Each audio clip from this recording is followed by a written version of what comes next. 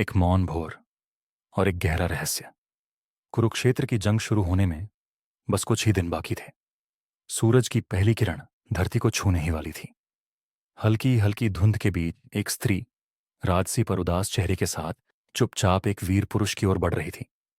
वो थी माता कुंती, और जिसके पास वो जा रही थी वो था कर्ण, सूतपुत्र, दानवीर और एक त्रासदी से जूझता वीर। कर्ण नदी किनारे अपने धनुष को धूप दिखा रहा था जब उसने कुंती के कदमों की आहट सुनी। वो उठा, विनम्रता से सिर झुकाया। मां के समान नारी को प्रणाम करता हूं। कुंती का चेहरा एकदम शांत था, पर आंखें तूफान से भरी हुई।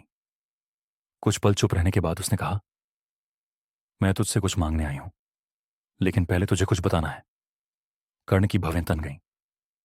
कुंती ने गहरा सांस लिया और बोली, तू पांडवों का सबसे बड़ा भाई है, मेरा पुत्र। मैंने तुझे जन्म दिया और फिर त्याग दिया। खामोशी।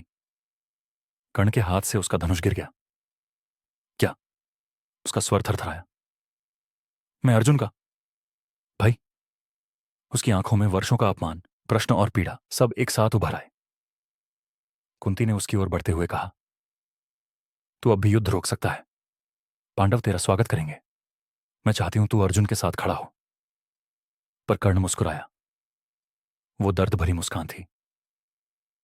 मां, आपने मुझे तब क्यों नहीं बुलाया जब पूरी दुनिया मुझे सूतपुत्र कहती थी? जब मेरी मां मुझे हर रोज छुप कर देखती होंगी, तब नहीं आई? कुंती का सिर झुक गया। कर्ण ने एक गहरी सांस ली और कहा, मां, मैं वचन देता हूं, अर्जुन को छोड़कर मैं किसी भी पांडव को नहीं मारूंगा। लेकिन मैं अपनी वफादारी से पीछे नहीं हटूंगा। मेरी आत्मा दुर्योधन के साथ बंध चुकी है। उस सुबह कुंती लौट गई, भारी मन और आंसुओं से भरी आंखों के साथ।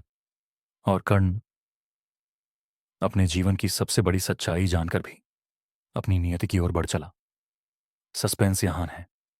क्या होता अगर कर्णा पंचाली से मिलता? अगर उसने अपने असली परिवार का साथ दिया होता? क्या महाभारत का युद्ध टल जाता? और सबसे बड़ा सवाल, क्या सच जान लेना हमेशा सही दिशा का फैसला लेने के लिए काफी होता है? अगर चाहो